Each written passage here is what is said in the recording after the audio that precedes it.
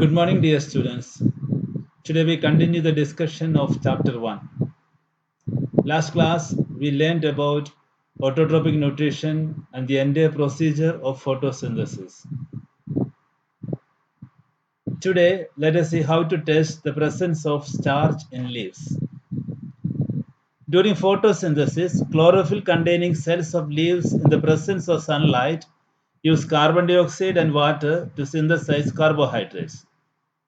The carbohydrates ultimately get converted into starch. The presence of starch in leaves indicates the occurrence of photosynthesis. Let us see how to test the presence of starch in leaves.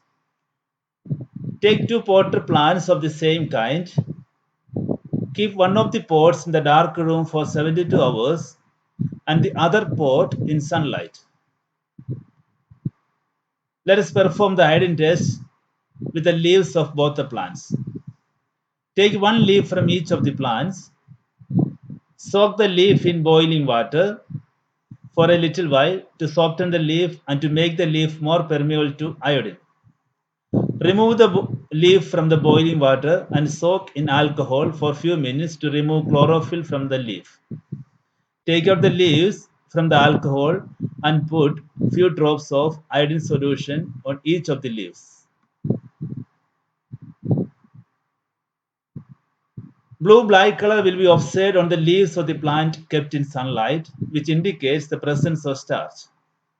Blue-black color will not be offset on the leaves of plant kept in the dark room. So this indicates the absence of starch.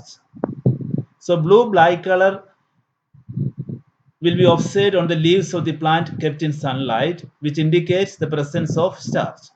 Blue-black color will not be offset on the leaves of plant kept in the dark room. So this indicates the absence of starch. Now, what will happen to life on Earth in the absence of photosynthesis? Can any one of you think of it? In the absence of photosynthesis, there will not be any plants.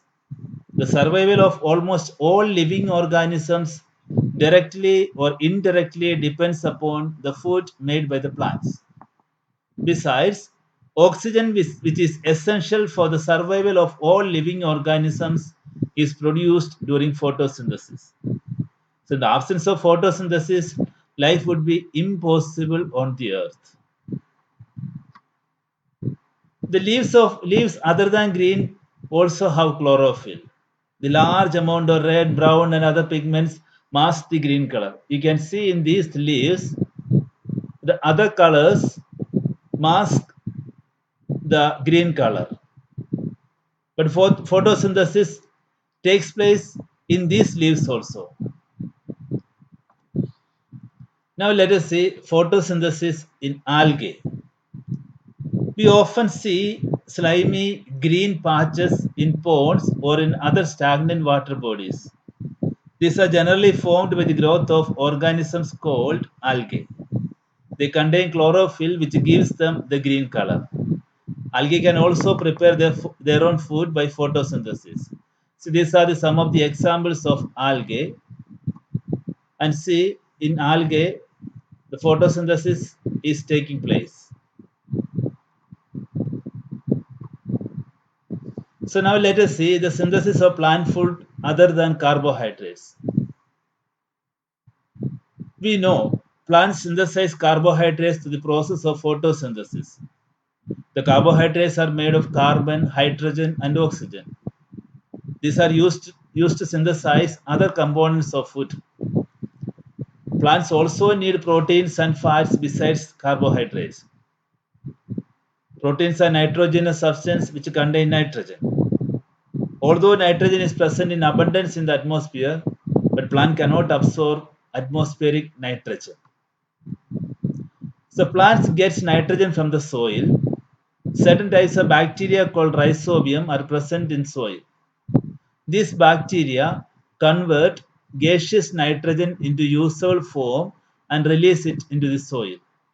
So plants can absorb these soluble forms of nitrogen along with water and other minerals through the roots. Sometimes farmers add nitrogenous fertilizer to their field to fulfill the need of nitrogen. In this way, the plants fulfill their requirements of nitrogen along with the other constituents. Plants can then synthesize components of food other than carbohydrates such as fats and proteins. Here in this diagram, you can see the rhizobium bacteria fix the atmospheric nitrogen into the soil and plants absorb this nitrogen. This is all for today's class. And next class, you will learn about the other modes of nutrition in plants. Till then, take care.